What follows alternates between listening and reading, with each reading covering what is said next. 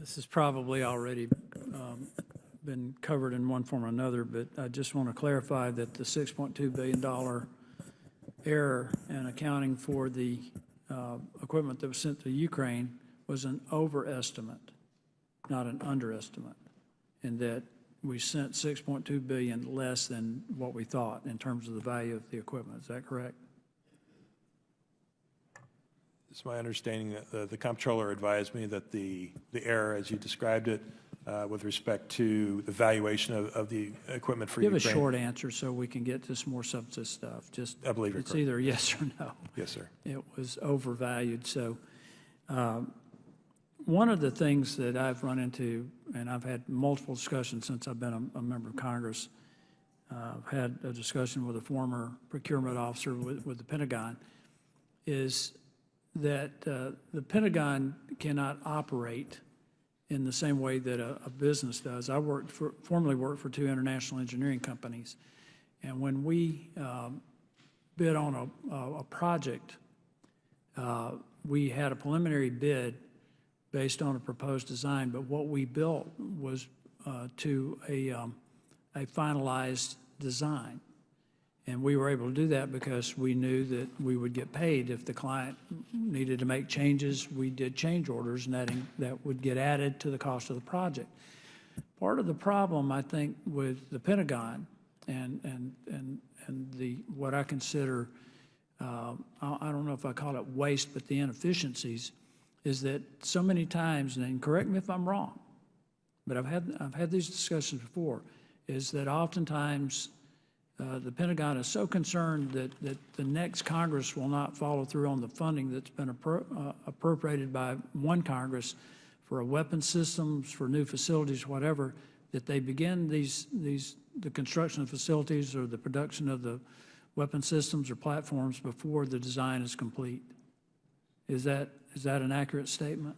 And you wind up with a number of overruns and change orders as a result.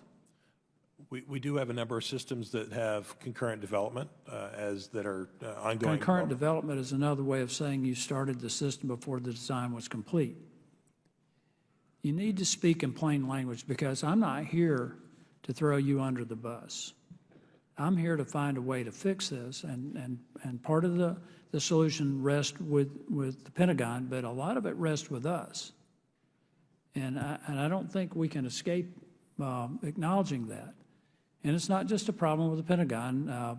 When I was on the Science Committee, we had a NASA project that, as I recall, and my memory of the math might be a little bit fuzzy, but it was a $48 million project, which is not even a drop in the bucket. But halfway through the project construction, they had already gotten $24 million in change orders.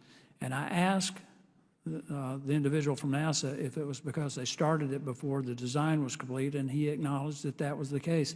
Mr. Chairman and Chairman Sessions, I think this is an enormous problem that Congress needs to address, because if we're going to invest money in one Congress to build out defense systems, weapon systems and platforms, facilities, we shouldn't start paying the bill until the design's right. But at the same time, we need to make sure that they have time to get the design right and that the money will be there. If we did that, would you guys agree that there could be potentially substantial savings? That's a yes or no. And if you disagree, say so, because we've got to find a way to fix this. I think a lot of our systems that are software-driven and the iterative development of software-driven systems require us to field some minimal capability and upgrade that as we go. I think that's part of the problem you had with the F-35, particularly with the helmet. But what I'm trying to get to is a way to address these issues, because we're at a point right now where we need, and with all due respect to my colleagues here, I'm more interested in paying soldiers for soldiers and weapons than I am accountants. But at the same time, you're responsible for making sure that every dollar that we appropriate for the defense of this country goes for the defense of this country. And as I've reminded my colleagues, we're either going to pay for this in dollars or we'll pay for it in blood. That's the responsibility that rests on your shoulders. Mr. Chairman, I yield back.